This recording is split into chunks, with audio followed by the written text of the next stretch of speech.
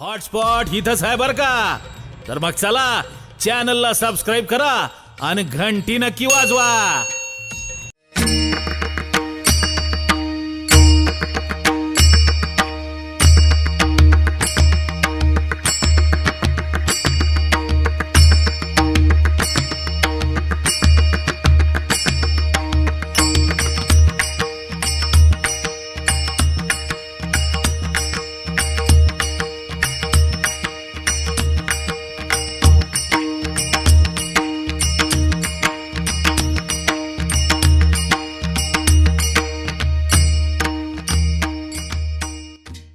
यांची कृपा दृष्टी घेऊन फिरा, कारण त्यांची कृपा मनुष्याला कुठूनही तारू शकते. आमची पात्रता तिथे चपलेजवळ होती.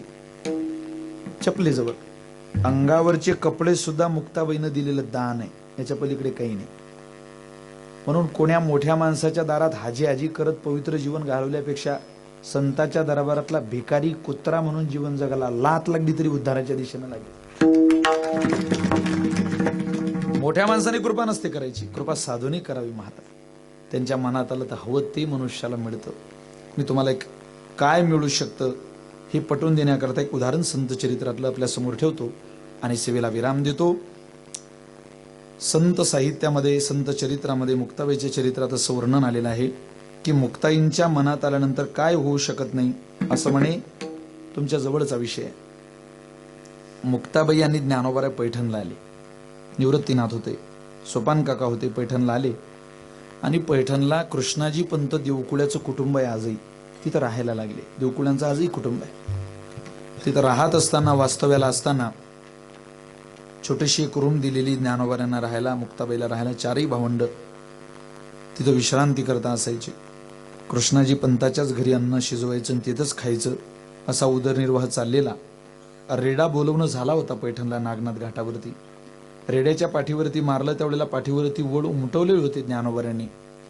ह्या दोन गोष्टी समाजाच्या निदर्शनास आणून दिल्यानंतर सुद्धा बऱ्या प्रमाणात पैठणातली लोक ज्ञानोबाऱ्यांना प्रतिष्ठानपूर्वक म्हणजे आदरानं अगदी स्वीकारायला तयार नव्हते. स्वतः ज्ञानोबाऱ्या ब्राह्मण कुलामध्ये जन्म घेऊन सुद्धा तात्कालीन ब्राह्मणांनी ज्ञानोबाऱ्यांना स्वीकारलं नाही.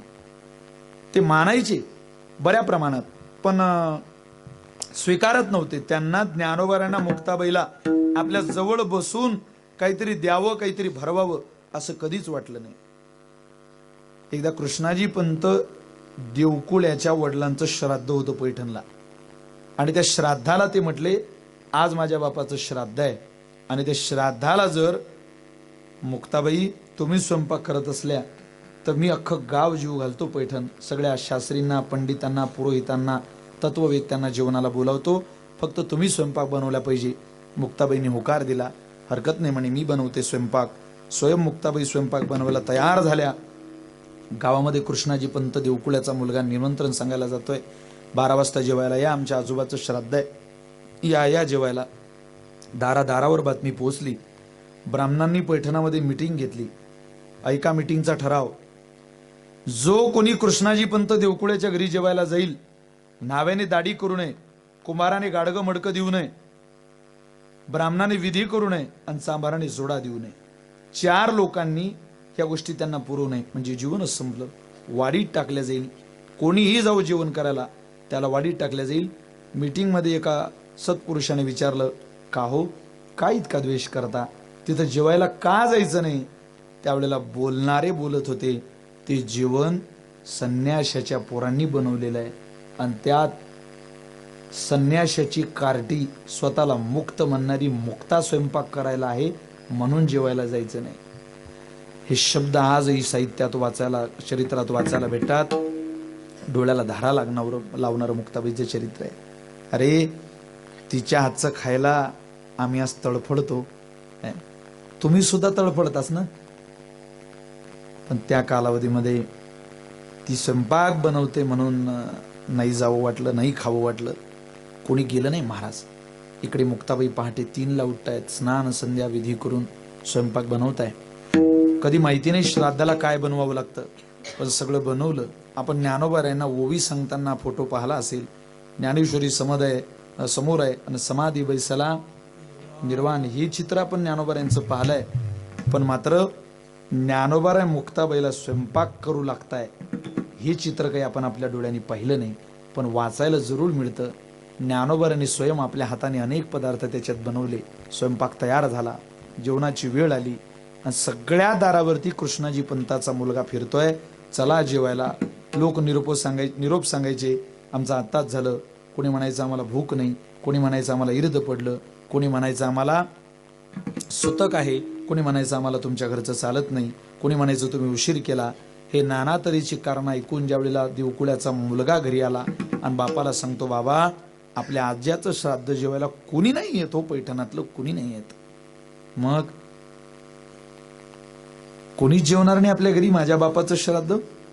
कोपऱ्यामध्ये बसला आणि बापाच्या फोटोसमोर रडायला लागला. कारण सोम सूर्यादी ग्रहणे येऊनी करती पारवणे, की माता पितर मरणे अंकित जे दिवस, बापाच्या मरणाचा दिवस होता त्याचा तो रडत होता बापाच्या समोर. तो आवाज ऐकला मुक्ताबाईंनी. लहानशी मुक्ताई जशी सनकाडी केले देशोदडी महान संत. स्वतः मुक्ताबाई उठून त्या काकांकडे जात आहे, कृष्णाजी पंताकडे जात आहे. काका नाही, माफ करा, आजोबांकडे जात आहे, कारण आजा होता ना त्याने. स्वतः मुक्ताई गेल्या आणि आजोबांचे पाय धरले. आजोबा तुम्हाला माझी शपथ आहे, रडू नका. मुक्ते, लहान माझी मुक्ता फार गोड बोलते, पण माझ्या बापाचं श्राद्ध जेवायला कुणी येत नाही ग मुक्ता. तुझ्या हातचा हा प्रसाद, पहाटेपासून तू जागी आहेस, बनवलेला प्रसाद सेवन करण्याकरता कुणी सुद्धा येत नाही. ज्ञानोबाराय म्हणतात, आजोबा हे पैठणातले नाही येत म्हणून काय झालं? माझी मुक्ता बोलवेल त्यांच्या बापाला. हो ग मुक्ता, बोलवशील? हा हा आजोबा बोलवेन, पण त्याचा एकाचाही बाप पैठणात जिवंत नाही ग मुक्ता. नसू देत ना आजोबा, ती जिथं आहे तिथून बोलवेन. ती जिथं आहे तिथून. ताट वाढले. ज्ञानोबारायांना मंत्रविधीला बसवलं आणि मुक्ताबाईंनी पाचारण केलं स्वर्गातल्या पितरांना. आगच्छन्तु महाभागा विश्वदेवा महाबला हे हत्र विहिता श्राद्धे सावधाना भवन्तु ते.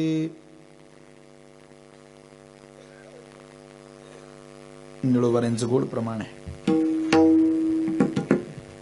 तव क्रव्य यज्ञ झाला ग्रहस्थाची घरी, तव क्रव्य यज्ञ झाला ग्रहस्थाची घरी.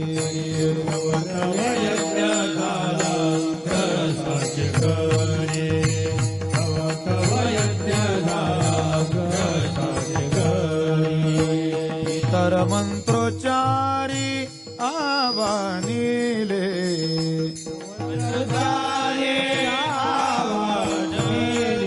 इतर मंत्रोच्चारी आवानिले.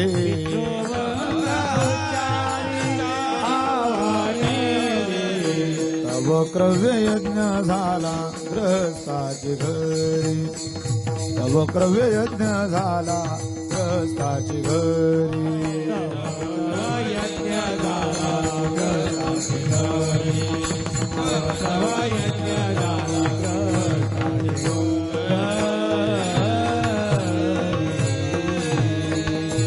पितर मंत्रोच्चारी आव्हानिले. आवाज दिला पितरांना.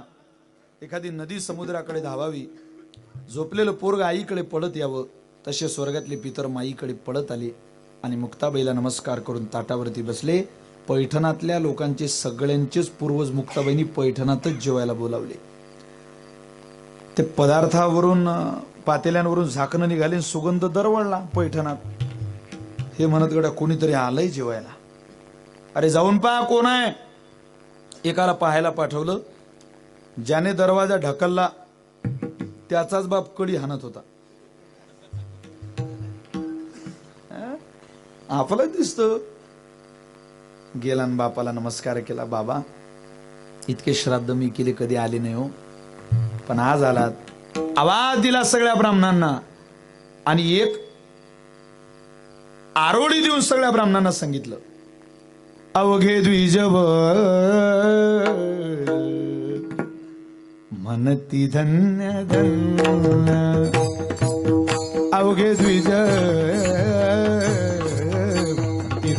धन्य अवघे द्विजवर मनती धन्य धन्य अवघे द्विजवर मनती धन्य धन्य या सारिखे ब्राह्मण नाही कोणी या सारिखे ब्राह्मण नाही कोणी या सारिखे ब्राह्मण नाही कोणी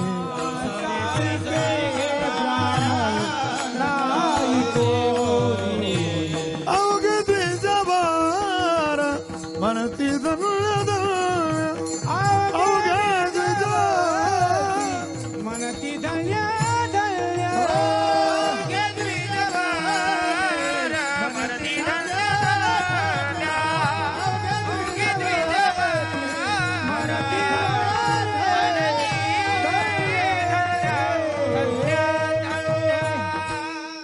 अवघे द्विजवर म्हणती धन्य धन्य या सारिखे ब्राह्मण नाही कोणी. अरे यांच्यासारखे आता होणे नाही. स्वर्गामधून पितर जेवायला बोलावले, पैठणातली लोक क्षमा याचना करतात. पशुमुखे वेद दृश्य पितर लोक थोर हे कौतुक दाखविले, तरी आपला विश्वास बसत नाही. ज्ञान थारोळ्या बैसलो महाराज सहज बसेल. आता सहज स्वर्गातल्या पितरांना जीव घालणं ज्यांना जमतं, एरड्याच्या मुखातून वेद वदवणं ज्यांना जमतं, आमच्या सारख्याने अहंकार वजा करून कुत्र्याच्या भूमिकेत गेल्यानंतर आम्हाला ज्ञान का मिळणार नाही? निश्चित मिळेल.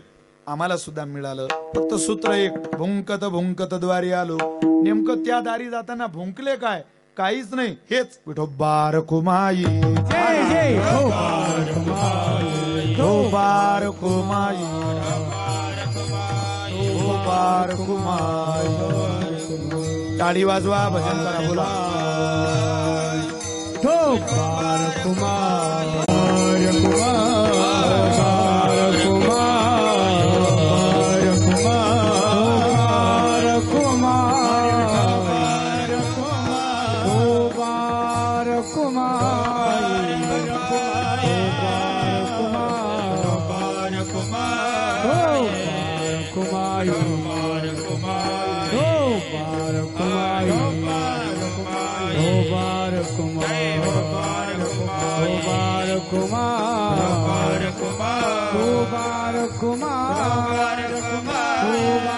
कुमार कुमार कुमार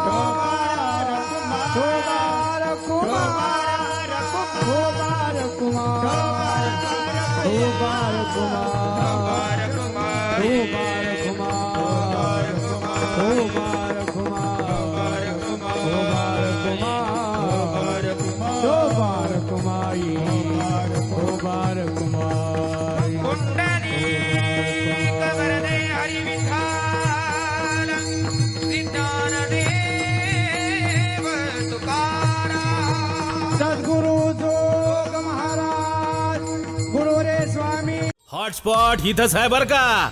तर मग चला चॅनलला सबस्क्राईब करा आणि घंटी नक्की वाजवा.